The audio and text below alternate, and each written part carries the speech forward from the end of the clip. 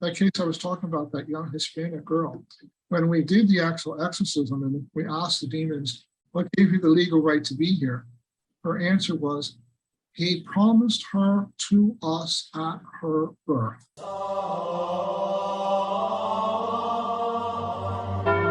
Hi, thank you so much for tuning in to another video on Armor of God. As always, let me start the video by saying thank you so much for being here with us, and hopefully you'll learn something useful for your own spiritual warfare from the videos we've put together for you. Anyway, this will be another compilation, and I truly hope that you'll learn a lot from what we've put together for you here, because there are a lot of important reminders shared by these exorcists. Now please refer to the timestamps I've provided for you in the pinned comment below to make it easier for you to navigate this video. Uncovering 5 different exorcists in this video, as well as an Orthodox priest for the halftime message. Well then, let's get on with the first on the list. During one particular interview, Father Daniel Reehil shared a case about a woman who's a self-professed Gnostic. Currently, I have a few cases I'm dealing with that's an incubus spirit. And this is one of the most repulsive because it actually sexually abuses people. But you need to invite it in to some degree. And this is where people get tripped up. So there was a woman who's a lawyer, and she self-professed Gnostic, didn't care if there was a God. She wasn't interested in it. And she had something moving around in her bedroom at night. So she finally said to the thing, if there's something present here, grab my hand. And something grabbed her hand. So for most people, that would be like a sign to say, this is a problem. There's something in my room that I can't identify, and who knows what else it's going to do. But she didn't do that. She developed a conversation with this thing, asking for like yes and no answers through moving things in the room and whatnot. And eventually it progressed to, she said it kissed her, and she didn't swat it off and say, no, I don't want that. And eventually now it's having sex with her, and then it's raping her. And now she doesn't like it. And that's when I get called to come in. But, you know, it's always this case. And I had 3 at once of the same thing. It's always kind of strange because you're like, well, why is this suddenly and popping up everywhere? And one of them was a man. These spirits don't have gender, but they can impersonate gender. And he said to me, in all honesty, you know, so I woke up half awake and didn't really know what was happening, but I felt like my genitals were being stimulated, and he was enjoying it. So he had this thought, well, whatever this is, I like it. And there was the permission. So if you're not schooled in this, like, think about it. If you're half day sleeping in and out, you're not really paying attention. It's easy to be tricked into giving the thing permission. So that's what I'm seeing right now. I'm not sure why that happens, you know, to some degree. And I like what Father Reehil said here in regards to those who don't believe in these things. I also think that people that are curious are more at risk, because they're more open to like just testing things and seeing what happens, or playing these games with, you know, whatnot, Ouija boards and things like that, because they don't believe it. And if you think this is all made up, of course, you're going to go into it thinking, how could I get hurt? It's not real, until they do get hurt. And then, you know, then you have to call somebody for help. Number 2, every exorcism weakens the power of hell on earth. That's what Father Fortea said in the next clip. In every exorcism, the spirit inside call other bad spirits to help him.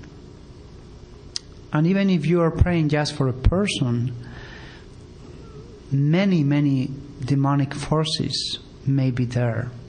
But the priest call angels, saints to help him. Then every exorcism in some way is a fight between the forces of light and the forces of darkness. I understood that every exorcism weakens a little more the power of hell on earth. Every exorcism weakens a little more the power of hell on earth. In the later part of this video, I'll be sharing what Father Spyridon, an Orthodox priest based in the United Kingdom, said about sin, and it's something that I've been thinking for a while to make a video about sins. But before that, I'd like to share what Father Fortea said about this very subject, and he in a way speaks the relation between free will and sin. Free will is a gift that nobody lost. Every time we do not want to sin, we do not sin. We sin when we want. We cannot say, oh, he was confused, his intelligence. If he was completely wrong and he did not see the evil of that action, he did not sin. If he was so weak that he cannot avoid the sin, he did not sin. Sin requires that you know that that is a sin and you want to do. That's very important to state in a very clear way, because demons are around the free will. Sometimes when there are very, very bad habits, demons come near that person to increase the number of sins and the quality. But they just come to increase what is inside. If a priest in confessional command that demon to go out, okay, he will be out. It will be like a wall for a time. But if the sin is inside, the will do not want to avoid a sin, he will continue sin without the demon. Only if the will wants to avoid the sin, it will help not that demon to be at the side. But if you expel that demon, but the person that they sin again, the demon will return. Number 3. During one lecture, Father Chad Ripperger said that unless we're in the state of grace, we can't merit anything from God. And so all these people in the state of mortal sin doing these good works, they're not meriting anything on the side of heaven. Now, their works can have natural good effects, but to actually beget merit in the eyes of God doesn't help much. And here's the thing. When it comes to the spiritual warfare, merit is practically everything. Not all of it, but it's practically everything. So how holy you are determines how powerful your prayers are in waging the spiritual warfare. So this is one of the reasons why it's so important to become holy. People say, well, what's holiness? Sanctified perfection is defined as excellence in grace. So in other words, you have a lot of it.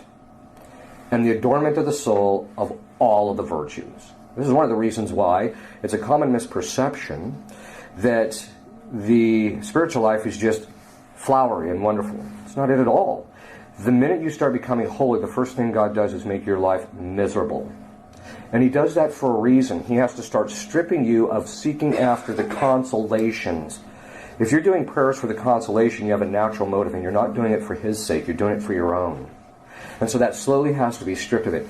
Well, the point is in all of this is you become holier. The efficacy of your rosaries, as you say them, will increase significantly. These two realities, that is the rosary and then our firm faith in grace, are the bulwark of our defense. And the rosary is among the most powerful weapons laid in our hands by Our Lady. And as we're talking so much about sin in this video, for the halftime message of this video, I'm going to share with you what Father Spyridon said about it. So often, Christ commands us to love, to forgive. It is the central teaching of our Christian faith. But the Church Fathers also tell us, they warn us, yes, we must love each other and we must love God. But we must learn to hate sin and the author of sin, ultimately, which is Satan. We must hate Satan, learn to despise Satan, as he is the enemy of Christ. He is also our enemy. He would not only deceive us, but he would drag us to hell with him on Judgment Day. He hates us. He works against us, works against our salvation. And if we allow him to lead us just a little to the left or right, all may be lost. Hate sin, hate Satan. Despise everything that he offers to us. The world, the flesh, the devil. Reject it all. And now let's get back to the list. Number 4. I think this one is going to be quite interesting for you to know about one. The difference between getting possessed because of somebody else in your life and because of your own fault. During this interview, Father Szada shared about the story of a young woman who was possessed because her father promised to give his daughter to the demons at her birth before. Sometimes you can be tempted to ask a question of the demon just out of sheer curiosity, and that's very, very dangerous because then they're playing into their hands. There are certain things that you can ask the demon, like, for example, how many of you are there? What is your name? And what gave you the legal right to be here? Okay? And that's an interesting thing. Now, here's a case where a person can be possessed because of somebody else. So, for example, that case I was talking about, that young Hispanic girl, when we did the actual exorcism and we asked the demons, what gave you the legal right to be here? Her answer was, he promised her to us at her birth.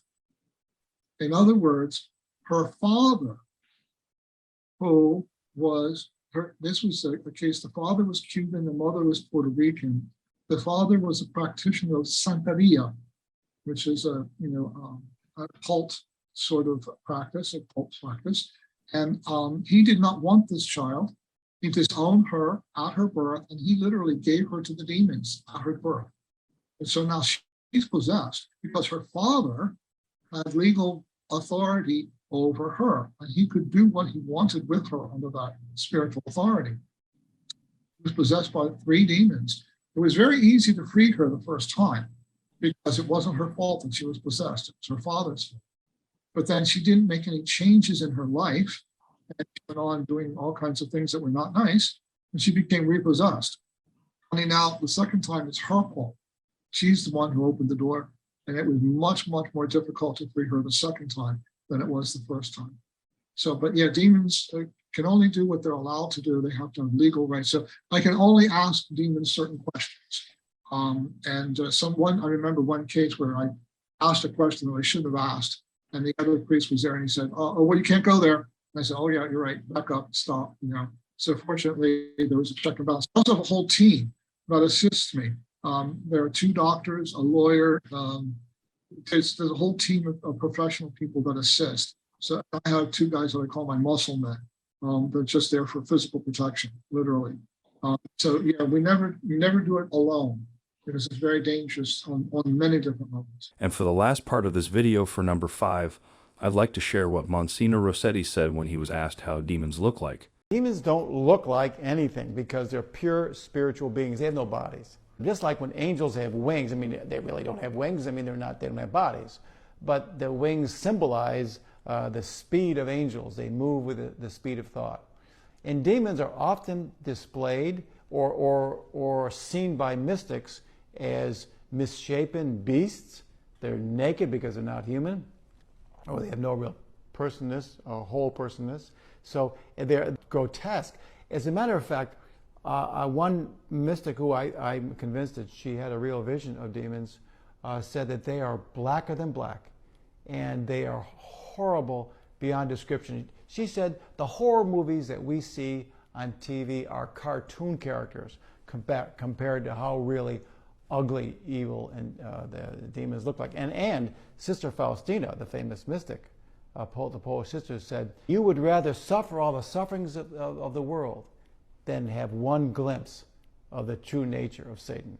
And he's also explained the benefit of being a psychologist, as his background in the field has been really helpful to him in helping a lot of victims, not only for spiritual liberation, but also psychological healing. And that's why it's good that I'm a licensed psychologist. I worked for 30 years as a psychologist doing clinical work. So I can recognize when someone is schizophrenic or has a major thought disorder or has a manic symptoms. So I'd be able to discern the difference is important, and being a psychologist really helps. But I would say this, many times we really help the person not only heal spiritually, but also psychologically. Typically, someone possessed also needs some psychological healing. They may have some wounds from childhood or some abusive backgrounds or whatever. And so we pray for not only spiritual liberation, but for psychological healing. And we'll often send them to therapists, that work with our. So we often have people in psychotherapy to heal some of these sort of very psychological wounds, which are helpful for the liberation. Well, then that is all for this video. Hopefully you've learned a lot from this video, and I'll try to put together more useful reminders like this in future videos. As Father Reehil puts it, I also think that people that are curious are more at risk because they're more open to like just testing things and seeing what happens, or playing these games with, whatnot, Ouija boards and things like that, because they don't believe it. And if you think this is all made up, of course you're going to go into it thinking, how could I get hurt? It's not real, until they do get hurt. And then, then you have to call somebody for help. Anyway, thank you so much for being here with us. From the bottom of my heart, thank you so much for your continuous support and prayer. I'm always praying that the sin of pride will not hinder us to continue learning about the kingdom of God, especially about the subject of spiritual warfare. For those of you who'd like to support our works, I left the link to our PayPal donation down in the description box below, and I want to thank each and every one of you who have contributed before. Well then, until the next one, stay safe, stay healthy, and God bless you. A life lived for Jesus Christ is the most exciting life that exists in this world, because it's the most unpredictable. You don't have any control. And it's what we're so dang afraid of in the modern day and age. We want control. I got to provide for myself. I got to get as much possible stuff as I can so I'll be happy. When happiness, that's never true. The more stuff you have, to quote the great rapper Biggie Smalls, the more stuff you have, the more problems you have. It's the only thing that idiot got right. More money, more problems. More stuff, more problems. The free person, the person that experiences this life as it should be experienced, is the person that doesn't have anything. The person that's completely surrendered everything, that's detached from everything, that lives for others. And I can witness to this to you tonight because I have lived it. I have lived it, and I know the truth about this life. And I want to save you from heartache and pain. And so your choices in this life are the most important thing that you're going to do. And every day you are either choosing for God or against God. And God is the source of life. And the more you choose against Him, the less meaning your life has. The more you choose for Him, the more meaning your life has. And you might sit back right now and say, Father, you're an idiot. You don't know what you're talking about. Trust me, I know what's going on. I know what makes me happy. You think you know what makes you happy. But I'm begging you, two things I ask of you tonight. And these will make all the difference in your life. That you never stop going to Sunday Mass. And that you never stop going to confession. God will get His way in your life if you never stop doing those. With a heart that desires Jesus. That's it, you guys. I'm asking two things. A combined total in 1 week will take about an hour and 10 minutes. An hour and 10 minutes is all you got to do. And Jesus will get His way in your life.